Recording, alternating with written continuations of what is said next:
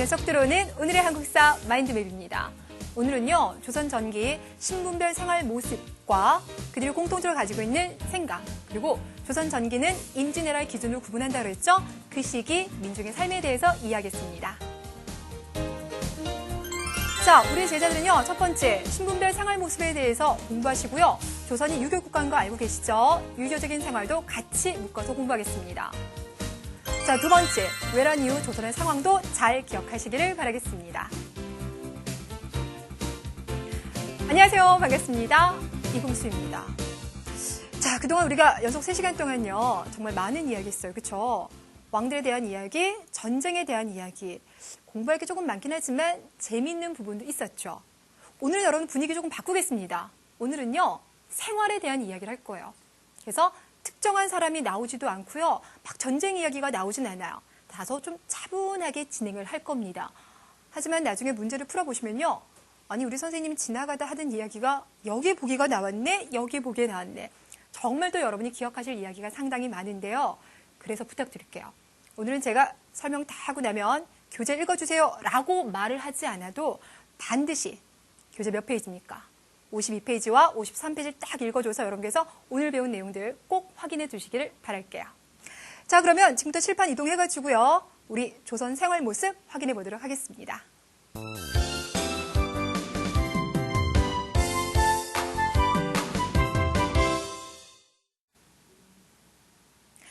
자, 여러분들 우리 첫 번째 주제는요. 그동안 많이 해왔었죠. 그렇죠? 시대별 신분의 모습에 대해서 하겠습니다. 그래서 조선의 신분제도. 그동안 우리가 삼국시대에서도 신분제도를 공부했었고 고려시대도 공부를 했으니 여러분 머릿속에는 선생님 피라미드 모습을 딱 만들어서요. 그중에서 가장 위에 있는 계급이 권력도 가지고 있고 대토지도 가지고 있고 넓은 기와집에 살고 있는 그런 모습 정리하실 거죠? 라고 이미 생각이 드시죠. 그렇죠? 그래서 오늘은요. 피라미드 모습을 그리지 않고요. 곧바로 그냥 제가 설명을 들어갈 텐데요. 질문할게요. 제가 고려시대와 조선시대가 되면 신분이 모두 몇 개로 나눠진다고 미리 말씀을 드렸습니까? 3개입니까? 4개입니까? 그렇죠. 4개가 되죠. 자, 그렇다면 가겠습니다. 첫 번째, 조선에서 가장 높은 신분. 그들은 누가 된다? 바로 양반이 됩니다. 우리 제자들이요. 양반이라는 이 말을 딱 듣는 순간 떠오르는 이미지가 있죠. 그렇죠? 책에서도 많이 봤었고 그리고 또 드라마에서 나오는 모습을 통해서도 많이 봤었던 그들이 바로 조선시대의 최고 지배계급 양반이 되겠습니다. 그런데 여러분들 양반의 정확한 의미를 알고 계세요? 양반에서 양은요. 둘 양자예요. 둘을 말한대요. 바로 뭐냐면 제가 수업을 하면서 계속 강조했던 게 나라를 통치하기 위해서는 똑똑한 지식인도 필요하고 또 나라를 지켜줄 누구도 필요하다. 장수도 필요하다라고 말했었죠. 우리는 그들을 뭐라고 했냐면 문관이다. 무관이다 라고 했는데요. 다른 표현으로 문반, 무반이 있습니다. 그들 둘 다 모두 다 조선의 지배층이다. 둘이죠. 그래서 이들 둘을 묶어서 우리가 양반이라고 불러주는 겁니다. 그럼 질문할게요. 조선에서 그러면 어떤 사람들이 문관이 되고 무관이 될 수 있을까요? 일단 첫 번째, 과거 시험 본다. 두 번째, 집안이 대단할 경우 음서를 통해서 관직에 오른다. 어떤 경우가 될까요? 여러분 2번 음서 같은 경우 우리가 언제 공부했습니까? 고려시대 때 공부했죠. 그렇죠? 조선시대에도요. 음서라는 게 있긴 있어요. 과거 시험을 안 보고 나라의 관리가 될 수 있긴 하지만 조선은 과거를 상당히 강조했었던 나라이기 때문에 많은 관리들은 과거를 합격해서 나라에 이렇게 문반과 무반이 되는 겁니다. 되셨어요? 자, 그래서 과거 종류도 나눠봤더니 문관이 되기 위해서 보는 시험은 문과, 무관이 되기 위해서 보는 시험은 무과가 되는데 여러분 그러면 이순신 장군이 봤던 시험은 문과가 되겠습니까? 무과가 되겠습니까? 그렇죠. 무과가 되는 거죠. 되셨어요? 그런데 여러분이 생각하기에도 이 시험이 되게 어려워 보이죠. 그렇죠? 기본적으로 과거 시험은요. 3년에 한 번 치릅니다. 그 3년에 한 번 치러지는 시험을 보기 위해서 전국의 많은 양반의 자제들이 공부를 하겠죠. 그래서 붙는 사람이 그렇게 많지가 않아요. 그래서 양반의 자제들은요. 정말 평생 공부만 하는. 그래서 소수의 사람들은 과거에 합격하지만 대부분의 사람들은 평생 과거 시험장에만 왔다 갔다 하는 그런 사람이 있을 정도로 그들은 공부를 하던 사람들입니다. 우리 제자들이 이제 공부 이야기 딱 들으니까 저희도 집에서 공부하라는 이야기를 듣는데요. 어쩌면 이 양반의 자제들은 여러분이 상상하는 것 이상으로 공부에 대한 부담을 많이 느꼈을지도 모를 것 같습니다. 자, 그럼 여러분들 잠깐 이야기를 멈추면서 도대체 이들이 과거 시험을 보기 위해서 어디 가서 공부를 했는지 그 모습을 사진을 통해서 한번 확인해 보도록 하겠습니다. 자, 지금 여러분들 모두 세 장의 사진이 보이는데요. 그 중에서 가장 처음에 공부하는 곳은 어딜까요? 그렇죠, 여러분들. 바로 서당이 되겠습니다. 서당은요, 조선에 있는 교육기관 중에서 가장 기초적인 교육을 담당하는 곳인데요. 자, 보니까 지금 위쪽에 훈장 선생님께서 앉아 계시고요. 많은 어린아이들이 앉아 있죠. 그들은 이곳에서 하늘, 천, 따지, 천자문을 공부하고요. 소학이라고 해서요, 유학의 가장 기본이 되는 책을 공부를 하게 됩니다. 지금 보이고 있는 이 꼬마 아이는요, 글쎄요, 시험을 못 본 것인지 아니면 공부를 안 하겠다고 때를 쓴 것인지 지금 울고 있고요. 주변의 아이들이 웃고 있는 거 보니까 글쎄요, 분위기가 그렇게 나빠 보이진 않죠? 자, 서당에서 기본적인 유학 공부를 하고 나면은요, 곧바로 성균관에 갈 수는 없습니다. 중간에 사부학당이다, 향교다라고 하는 지금의 이제 중고등학교에 해당하는 학교가 있는데요. 그 학교에서 공부를 하고요. 그리고 난 다음에 속과라고 하는 시험을 통과한 학생들이 어디에서 공부를 하게 된다? 바로 성균관에서 공부하게 됩니다. 여러분, 서당이요, 가장 기초적인 교육기관이었다면 성균관은 조선 최고의 교육기관이 되는 거죠. 이곳에서 무엇을 공부합니까? 그렇죠, 유학을 공부하는 겁니다. 자, 그럼 선생님, 근데요, 옆에요, 성균관과 아주 비슷한 모습이 있는데 서원은 무엇입니까? 서원도 여러분들 교육기관인데요. 차이가 있다면 성균관은 나라에서 만든 학교죠.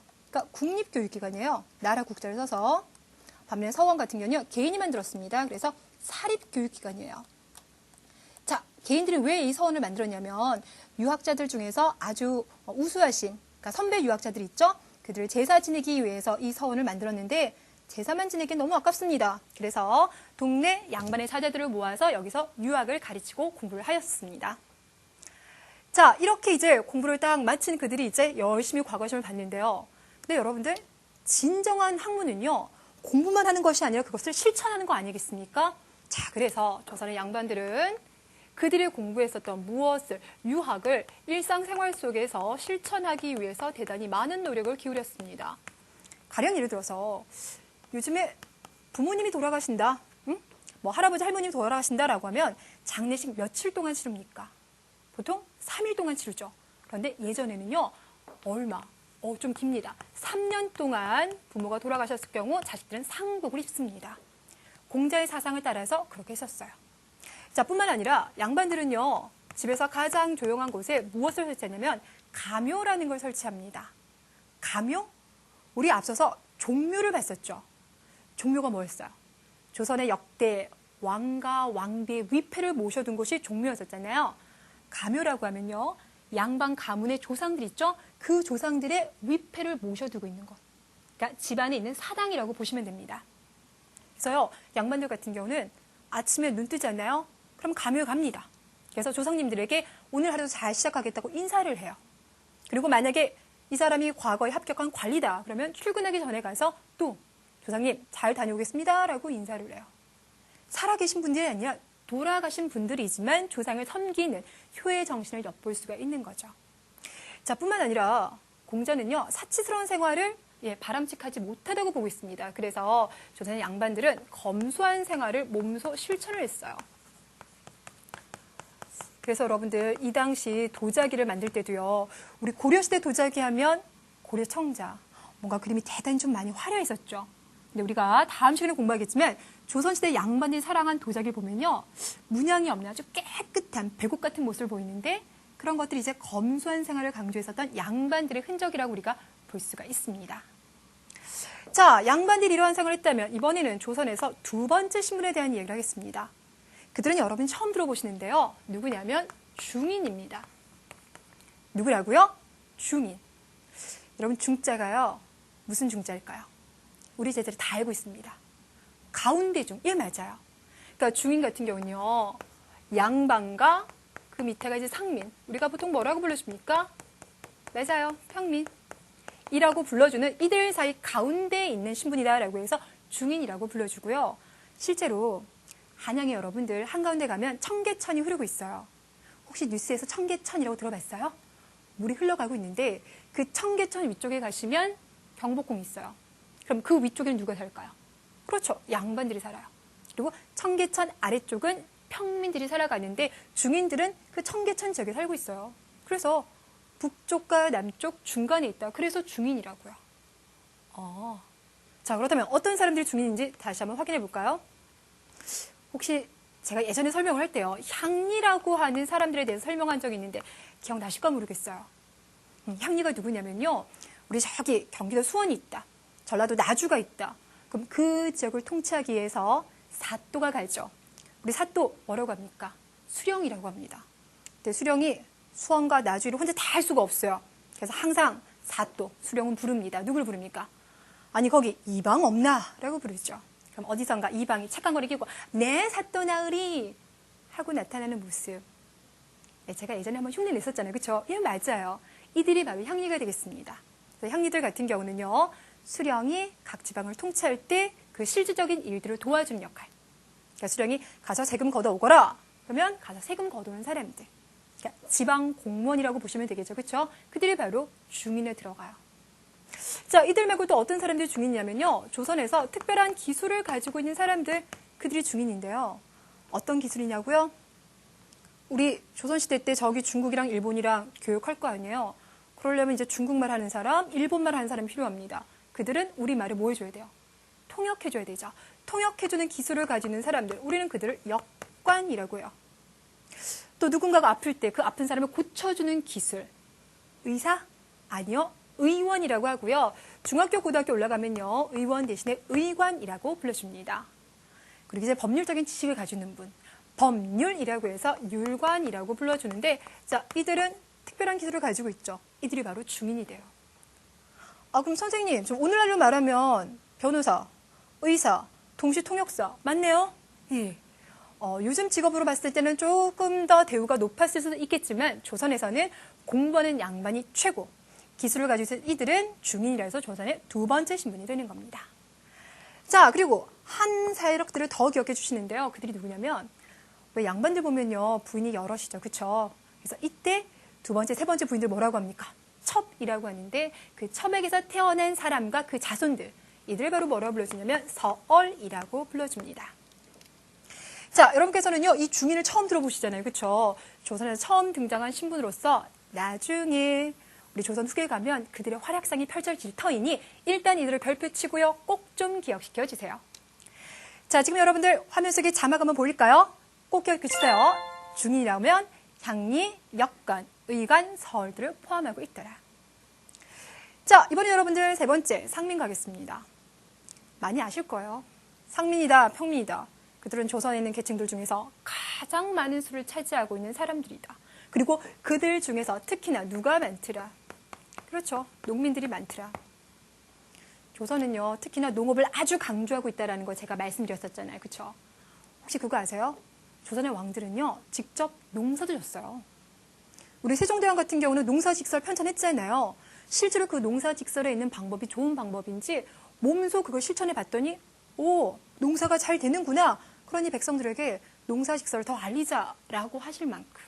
그만큼 조선에서는 농업을 가장 중심으로 봤습니다. 그럴 수밖에 없는 게요. 이들이 열심히 농사 짓고 나면 나라에다 뭘 냅니까? 세금을 내줘요. 이들은 세금만 내는 게 아니죠. 또 군대도 와줘요. 세금 내고 군대에 와주고 나라에서 성을 쌓는다, 도로를 만든다라고 하면 그 공사에도 동원돼주는. 그러니까 나라에서는 가장 그들이 이제 중심에 있는 중요한 세력들이기 때문에 특히나 농민들을 많이 우대를 합니다. 근데 여러분들 평민에는요 농민만 있는 건 아니에요. 사람들에게 필요한 물건을 만드는 사람과 그것을 팔아주는 그런 사람들도 등장하겠죠. 그렇죠? 자, 이때 우리가 이제 상인들을 한번 볼 텐데요. 이들 같은 이제 물건을 파는 사람들. 여러분 잠깐 이 생각해 봅시다. 여러분 딸기 좋아하세요?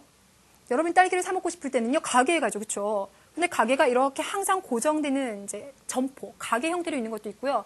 아니면 동네에 보면요 트럭 같은데 딸기 사세요, 딸기 사세요 라면서 돌아다니시는 아저씨들도 계시죠. 그렇죠? 조선도 마찬가지예요. 상인들 중에서요. 점포를 딱 두고 물건을 파는 상인들도 있지만 계속 전국을 돌아다니는 상인들도 있는데 특히 우리는 전국을 돌아다니는 상인들을 주목을 합니다. 그분들을 뭐라고 할 거냐면요. 우리 제자들이 처음 들어봤을 것 같아요. 바로 보부상이라고 불러줍니다. 뭐라고요? 보부상. 보부상. 그럼 오늘날의 상인들 같은 경우는 이제 트럭에다 물건을 싣고 돌아다니는데, 그럼 조선의 보부상들은 어떤 형태로 전국을 돌아다닐까요? 상상 좀 해주세요. 말을 타고 수레를 끌고 실제 모습은 이렇습니다. 그림 한번 볼까요? 자, 우리 제자들은 뭔가를 타고 다니는 모습을 생각했을 것 같은데요. 실제로는요, 튼튼한 두 발을 전국을 이제 누비게 되는 거죠. 지금 보고 있는 분은요, 등에 뭔가 있죠. 등짐을 지고 있어요. 그리고 솥이 막 쌓였는데 솥을 파는 그런 이제 보부상이 되겠습니다. 아마 대단히 고단한 것 같아요. 그렇죠? 그래서 잠깐 이렇게 쉬고 있는 모습이 있는데요. 우리 제자들은 그럼 선생님, 이 보부상들은 계속 진짜 걸어다니면서 물건을 파나요? 예, 그래요. 얼마나 걸어요? 조금 많이요. 얼마나 많이요? 예전에 박물관에서요, 한번 이제 연구를 한번 해봤어요. 조선의 보부상들이 얼마나 전국을 다닐까라고 해서 계산을 한번 해봤더니, 보부상 생활 30년을 하면요, 지구 3바퀴 반 이상을 걷는다라고 해요. 근데 이들이, 다시 한번 말했지만, 조선 후기로 가면 뭔가 조선 상업 발달에 상당히 큰 영향을 할 테니까, 일단은 걸어다니면서 전국을 누비며 물건을 파는 상인들이라는 거 기억시켜주세요. 자, 그리고 아까도 말했다시피 물건을 만드는 분들이 등장하는데, 이분들 이제 수공업자이겠죠? 뭐 활을 만들기도 하고요, 화살을 만들기도 하고 그릇을 만들기도 합니다. 자, 이런 모습들은 여러분이 많이 알고 계실까요? 자, 그렇다면 하나만 더 확인해 볼게요. 양반 있고 중인 있고 상민 있습니다. 그리고 조선에서 가장 차별받는 사람들이 있습니다. 우리 제자들 그동안 신분제도 많이 배워서 알고 계시군요. 바로 천민이 되겠습니다. 이 천민들 중에서요, 가장 많은 수를 차지하는 사람들 누구라고 그랬어요? 그렇죠, 노비들이죠. 우리가 보통 뭐라고 불러줍니까? 종이라고 불러줘요. 아까 제가 뭐라고 그러냐면, 조선의 양반들은요, 정말 공부만 한다 그랬죠. 과거 시험 붙는 그날까지. 그럼 생각해보면 이 사람들이 가지고 있는 땅은 누가 농사 짓는 거야? 그렇죠, 이들이 되는 거예요. 그래서요, 양반들 같은 경우는요, 노비가 없으면 농사를 못 짓기 때문에 혹여라도 노비가 도망가면 그들을 잡아와요. 노비를 잡아오는 걸 추노라고 하고요, 그 잡는 사람들 추노꾼이라고 합니다. 선생님 어디선가 들어본 것 같아요. 예, 맞아요. 자, 그런데 이 노비들 말고도요, 조선에서 가장 차별 대우를 받았던 사람들이 있습니다. 광대도 있고요, 기생들도 있어요. 자, 그리고 누가 있냐면 백정이 있어요. 여러분 혹시 역사 공부 좀 많이 해보셨습니까? 시험을 대비하느라 공부 좀 해보신 분들은요, 백정이라는 단어를 2번째 들어보실 것 같은데요. 백정, 조선시대 백정이라고 하면요, 그 소라든지 돼지 있잖아요. 그거 잡는 사람, 도살꾼들을 말해요. 그래서 조금 사회에서 차별을 많이 받는, 천대받는 직업이었는데요. 근데 고려시대 때는 백정이 그게 아니에요. 고려시대 때는 백정이라고 하면 농민을 말합니다. 조금 그 역할이 구분이 되고 있죠. 그렇죠? 그래서 시험을 대비하시는 분들은 조선시대 백정은 소나 돼지를 잡는 도살꾼이다 라는 거 기억시켜 주세요. 자, 우리가 이렇게 해서 조선의 신분제도 모두 4개로 나눠서 내용 정리를 해봤습니다. 어렵진 않죠. 그렇죠? 그동안 했던 이야기에 약간의 내용이 좀 더 추가가 되었어요. 자, 그럼 이번에는 다른 이야기 한번 해볼게요. 지금까지 했던 이야기는 양반은 공부만 해요, 중인은 누구가 있어요? 라고 나눠서 공부했다면, 이번에는 조선 사람들이 공통적으로 뭔가 가지고 있는 생각에 대한 이야기를 좀 해보도록 하겠습니다. 공통적으로.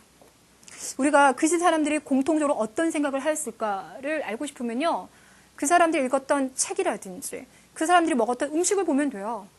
그러니까 조선시대 사람들은 유학책을 많이 읽었어? 유교국가였구나. 조선시대 사람들이 이런 걸 먹었어? 농업이 발달했구나. 알 수 있겠죠. 그렇죠? 근데 우리가 지금 볼 건요, 책을 볼 것도 아니고요, 음식을 볼 것도 아니에요. 뭘 볼 거냐면 지도를 볼 거거든요.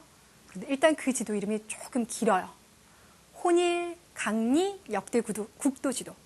혼일, 강리, 역대 국도지도. 어떤 지도일지 확인 한번 해보도록 하겠습니다. 자, 일단 여러분들 눈앞에 보이는 지도, 상당히 좀 커 보이지 않습니까? 그쵸? 이름도 길고 지도도 커 보이는데요. 역대 국도 지도라는 게 뭐냐면요, 역대, 그동안 국도, 나라의 도읍지를 표시한 지도래요. 그러니까 뭐 신라시대의 도읍지는 금성이다, 고구려의 마지막 도읍지는 평양이다, 이런 것들을 표시한 지도. 혼일, 강리, 역대 국도 지도. 이름이 조금 어렵긴 하지만 반복하면 외울 수 있겠죠. 그쵸? 근데 여러분들 이 지도가요, 얼마나 크냐면요, 지금 여러분들 이 가로 폭이요. 170cm 정도가 돼요. 와, 우리 제자들 중에서 지금 170cm 정도가 되면 자기 키라고 생각하시면 되겠죠. 그렇죠? 그 안에 지금 많은 내용들을 담고 있는데 보니까 뭔가 조선만 있는 것 같지는 않아요. 그렇죠? 자, 그러면 여기 어떤 나라들이 있는지 확인 좀 해볼게요. 일단 첫 번째, 조선 좀 찾아봅시다. 조선이 어디 있는 것 같습니까? 왠지 모르게 오른쪽 맨 위에 있는 이 모습이 조선을 닮지 않습니까? 지금 한반도의 모습과 아주 비슷하네요. 여기가 조선. 자, 이곳이 조선이라면 주변에 일본과 중국이 있을 것 같은데 일본은 어디 있습니까? 밑에는 섬나라. 이곳이 바로 일본이 됩니다. 그럼 중국은? 자, 이곳이 바로 중국이 돼요. 아, 선생님 그렇다면 혼일강리 역대국도 지도. 혼일강리 역대국도 지도는 세계 지도군요. 예, 맞아요. 세계 지도예요. 자, 그럼 여러분들 지금 이 부분이 남았는데요. 어떤 지역들을 그렸는지 한번 생각해 볼까요? 중국까지 나왔으니 동남아시아 지역 나왔겠죠. 그쵸? 동남아시아 지역이 여기 있어요. 그럼 점점 갔을 때 왼쪽, 선생님, 여기 있는 지역들은 어디입니까? 우리 제자를 생각했을 때요. 지금 동그라미 안에 표시되고 있는 이 지역은 어디일 것 같습니까? 자, 특히나 여기 지금 뭡니까? 가운데 뭔가 호수가 있는 지역 있죠. 그쵸? 여기 어딜까요? 바로 아프리카예요. 자, 그리고 그 아프리카 위쪽에 보시면 땅이 있죠? 그 지역이 바로 어디냐면 유럽이 되겠습니다. 자, 그렇다면 지금 보이고 있는 이 지도는 우리에게 뭘 알려주냐면요. 자, 자막과 동시에 우리 확인해 보겠습니다. 일단 첫 번째, 조선은 우리가 생각하는 것보다 더 넓은 지역에 대해서 알고 있었다. 그렇죠. 유럽도 알고 있었고 아프리카도 알고 있었고 그 모습을 세계의 지도로 담았다라는 거. 확인할 수 있죠. 그렇죠. 두 번째, 근데 여러분이 만약에 지도를 그린다면요. 우리나라를 어디에 둘 것 같아요? 가운데 두지 않을까요? 근데 좀 전에 봤던 지도를 생각해 보니까 혼일강리 역대 국도 지도에서 조선은 오른쪽에 있었어요. 그리고 가운데 어떤 나라가 있었습니까? 중국이 있었어요. 자, 이것은 조선 전기 사람들이 어떤 생각을 했다는 걸 알려주고 있냐면 세계의 중심은 중국이다 라고 생각했다는 걸 우리에게 알려주고 있는 겁니다. 되셨어요? 그래요, 바로 이 지도를 통해서 우리는 조선 전기시대 사람들은 이런 생각을 했구나라는 걸 파악할 수 있습니다. 선생님, 우리 지금 첫 번째 주제 했는데요. 시간이 정말 많이 갔네요. 정말 많이 가죠, 그렇죠? 오늘 내용 중에서 대부분을 여기서 다룰 거고요. 고생 많이 하셨어요. 잠깐 마인드맵으로 내용 정리하고요. 우리 두 번째 주제 정리해 보도록 하겠습니다.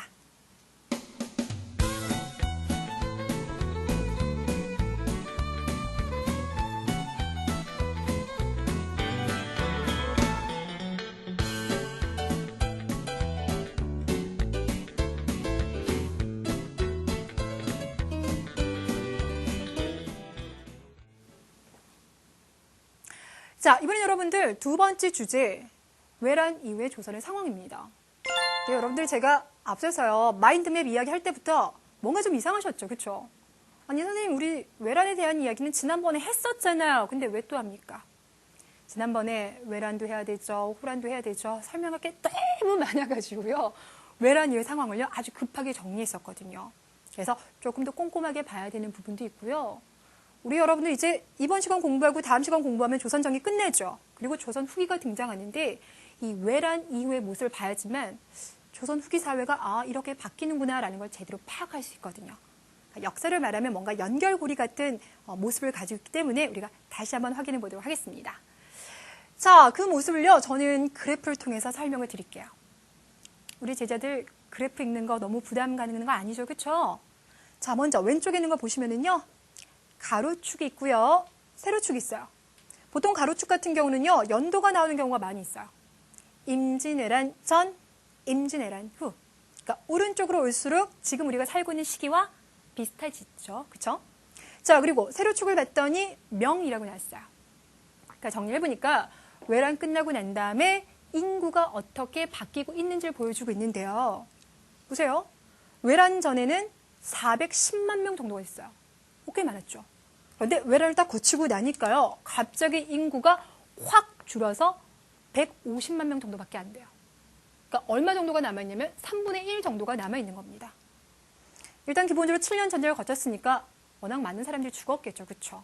또 거기에다가 일본이 전쟁을 치르는 과정 속에서 많은 사람들이 끌고 간 거 알고 계시죠? 그죠? 도공도 끌고 가고 학자들도 끌고 가고 또 이렇게 끌려간 사람들 중에 일부는요. 동남아시아를 거쳐서 유럽 지역으로 노예로 팔려가기도 했습니다. 자, 이렇게 해서 인구가 많이 감소했어요. 오른쪽에 보여지고 있는 그래프는 또 뭘 말하고 있냐면 농지에 대한 설명을 하고 있어요. 농지, 땅은 땅인데 농사 짓는 땅, 이것이 바로 농지입니다. 우리가 농지 같은 경우는요, 단위를 셀 때요, 결이라고 하는 단위를 세는데요. 전쟁 전에는요, 170만 결이었대요. 근데 전쟁을 딱 거치고 나니까 54만 결로 이것도 거의 얼마로 줄어들었냐면 3분의 1로 줄어들었어요.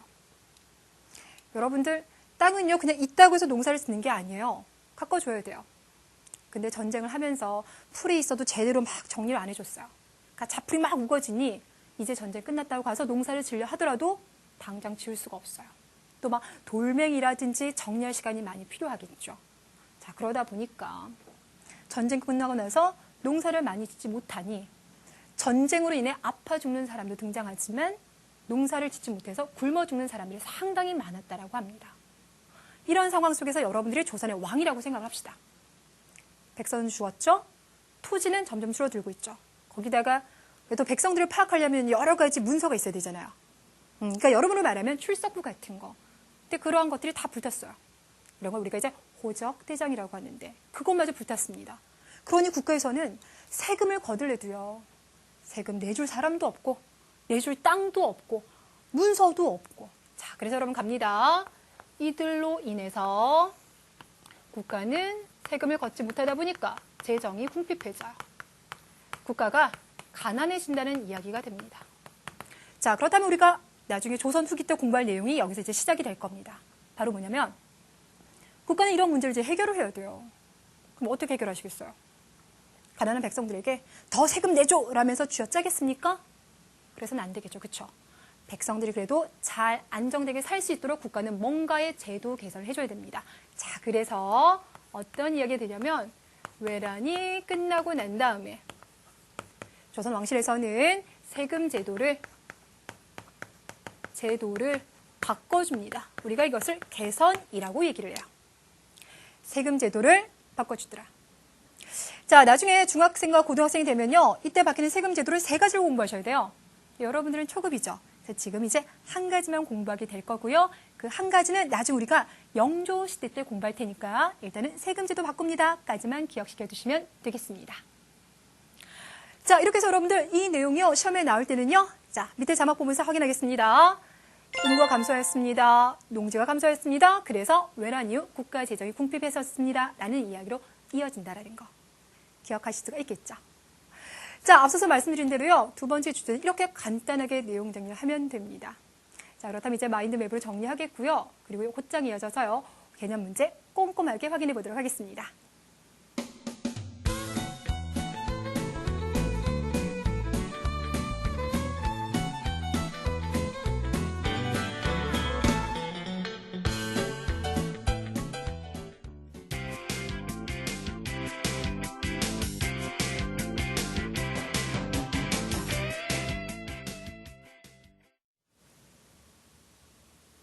빈칸에 알맞은 말을 써넣으시오. 1번, 누구누구는 양반을 도와서 관청에서 일했습니다. 라고 했어요. 자, 여기 보니까 관청에서 일했다. 그럼 나라의 관리가 되는 거죠? 하지만 양반을 도왔다라고 하니 그들보다 아래에 있는, 그렇죠, 중인이라고 쓰셔야 됩니다. 자, 2번째, 뭐뭐는 최고 교육기관으로 유학교육을 하였습니다. 라고 했는데요. 유학교육을 담당한 곳 중에서 최고. 혹시 여러분들 서원이라고 생각하셨습니까? 안 됩니다. 최고라고 하면요. 성균관이라고 써주셔야만 합니다. 자, 3번째. 누구누구는 바른 행실로 백성들의 모범이 되어야 된다고 생각했다라고 했습니다. 조선에 있는 신분 중에서 최고로서 백성의 모범. 누가 되겠습니까? 그렇죠. 양반이 됩니다. 자, 이번엔 4번. 뭐뭐 이후 나라에서 세금을 바치는 백성이 줄어들어 나라의 살림이 어려워졌습니다. 라고 했습니다. 뭘까요? 임진왜란이라고 쓰셔도 되겠고요. 아니면 외란이라고 쓰셔도 괜찮습니다. 자, 내용이 그렇게 어렵진 않았죠. 그렇죠? 자, 그러면 선생님이 앞서서 뭐라고 얘기했냐면 우리가 공부한 이 주제는 뭔가 큰 사건이라든지 중요한 인물이 따로 나오는 건 아니지만 선생님 수업 시간에 중간중간 얘기했던 것들이 문제로 잘 나온다고 했습니다. 과연 어떤 식으로 문제가 나왔는지 지금부터 5개의 문제를 풀이해 보도록 하겠습니다.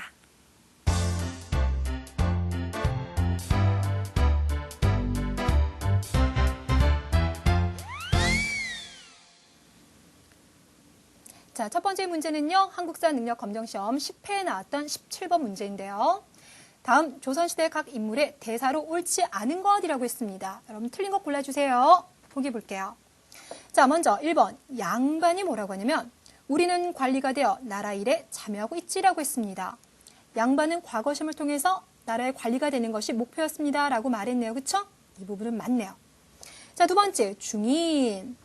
양반을 도와서 관청에서 일을 하고 있어라 했는데 아까 보기에서 봤었죠. 그쵸? 자, 그럼 질문할게요. 이들 중에서 특히 지방을 통치하고 있는 수령을 도와주는 사람들. 우리는 그들을 뭐라고 불러줬습니까? 자, 그렇죠. 바로 향리라고 불러줬습니다. 그러니 이들 이야기도 맞습니다. 자, 3번을 봤더니 상민 이야기가 나오고 있어요. 상민 중 대부분은 우리 같은 장사꾼이지라고 했습니다.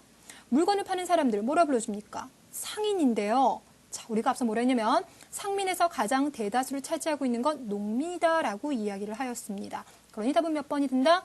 3번이 되겠습니다. 자, 4번 천민. 우리 같은 종들은 사고 팔리기도 해라고 했는데요. 종들 같은 경우는 삼국시대도 그렇고 고려시대도 그렇고 조선시대도 마찬가지입니다.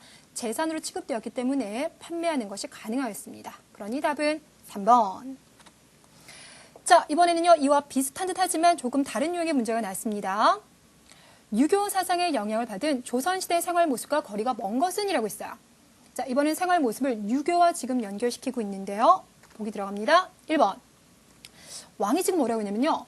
경들의 생각을 말해보시오. 소신의 생각으로는 이라고 말하고 있습니다. 무엇을 말하고 있을까요? 왕이라 하더라도 마음대로 통치하는 것이 아니라 신하들의 의견에 귀를 기울입니다. 라는 거죠. 특히 우리 세종대왕 같은 경우는 집현전을 만들어서 많은 학자들과 토론을 했었잖아요. 자, 그러니 이 부분은 맞군요. 두 번째, 관리가 재물을 많이 모으는 것은 나라를 위한 일이야 라고 했습니다. 선생님이 앞서서 뭐라 했냐면 양반들 같은 경우는요. 어떠한 삶, 검소한 삶을 추구합니다 라고 했었죠. 재물을 많이 모은다. 답은 몇 번? 2번이 됩니다. 자, 3번을 봤더니요. 밤새 안녕히 주무셨습니까? 라고 부모님께 문안 인사를 드리고 있죠. 돌아가신 분들을 위해서는 가묘를 지어서 인사를 드리고요. 이렇게 살아계신 부모에게는 아침 저녁으로 인사를 드립니다. 자, 그러니 이거는 효의 실현이니까 이것도 맞는 거고요.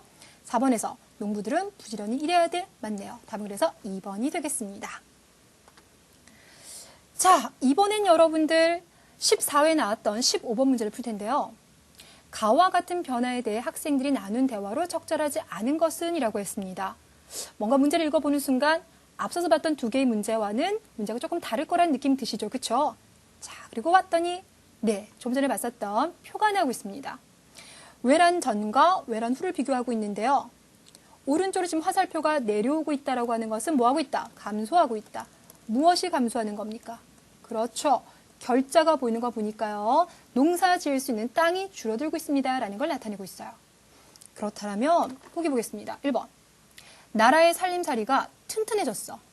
튼튼해질 때는요. 사람들이 세금을 많이 내줄 때이죠. 그렇죠? 그런데 여기선 지금 세금을 많이 내줄 수 없는 상황이니까 답은 일단 벌써 1번인 것 같습니다. 자, 이번에 봤더니 전쟁으로 오랫동안 버려진 농토가 많았어. 농사를 제대로 짓지 못하니 그러니 세금도 제대로 안 거치겠죠? 못 맞습니다. 3번. 나라에서 파악하지 못하는 농토가 많았어. 그렇죠. 토지가 얼마나 있는지에 대해서 적어둔 우리가 문서를 토지대장이라고 하는데요. 아까 호적대장과 더불어서 이런 것들이 불타버리다 보니까 나라는 세금을 거둘 토지를 제대로 파악도 못하는 거예요. 자, 4번. 백성들의 생활이 어렵게 되었어. 농사를 제대로 못 지으니 먹고 사는 문제가 불편해지겠죠. 그렇죠? 그래서 답은 1번이 되겠습니다. 자, 이번엔 여러분들 14회 17번에 나와 있는 문제인데요. 여기 봤더니 다음 신문에 속하지 않은 것은 이라고 했습니다. 우리가 앞서서 정치에서 풀어봤던 거와 문제가 계속 뭔가 조금 다른 느낌이 들어오시죠. 그렇죠? 여기서는 약간의 이제 암기가 필요한데요. 보겠습니다. 조선시대에 독립된 신분 계층으로 자리 잡은 중인은 이라고 말했습니다. 되셨나요? 자, 이들은 전문 지식과 기술을 가지고 직업을 세습하였대요.